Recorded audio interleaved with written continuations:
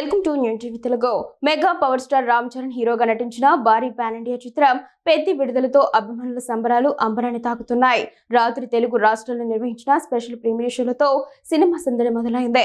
ఇప్పటికే సోషల్ మీడియాలో సినిమా సన్నివేశాలు అభిమానుల స్పందనలో వైరల్ అవుతున్నాయి. ఈ క్రమంలో పెద్ది చిత్రంలోని super hit song Chikiri Chikiri గురించి ఆసక్తికరమైన విషయం బయటకు వచ్చింది. సినిమా విడుదలకు ముందే చికిరి చికిరి పాట ప్రేక్షకుల్లో భారీ క్రేజ్ సంపాదించుకుంది. సంగీత దిగ్గజం ఏఆర్ రెహమాన్ స్వరపరిచిన ఈ పాట విడుదలైన క్షణం నుంచే సోషల్ మీడియాలో ట్రెండ్ అయింది. యూట్యూబ్లో మిలియన్ల వ్యూస్ సాధించడమే కాకుండా మ్యూజిక్ స్ట్రీమింగ్ ప్లాట్ఫామ్లలోనూ టాప్లో నిలిచింది.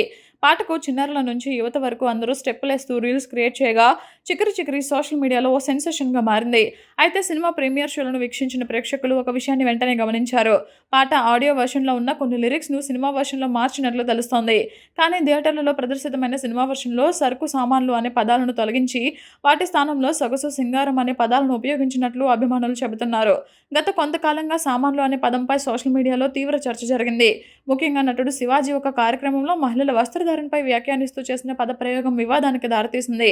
ఆ వ్యాఖ్యలపై మహిళా సంఘాలు, నెటిజన్లు తీవ్ర అభ్యంతరం వ్యక్తం చేశారు.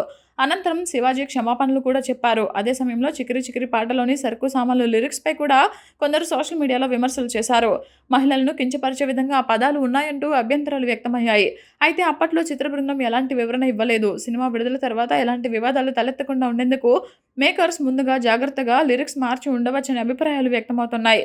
అధికారికంగా ఎలాంటి ప్రకటన రాకపోయినా థియేటర్లలో వినిపిస్తున్న కొత్త వెర్షన్ ఈ ఊహాగానాలకు బలం చేకూరుస్తోంది.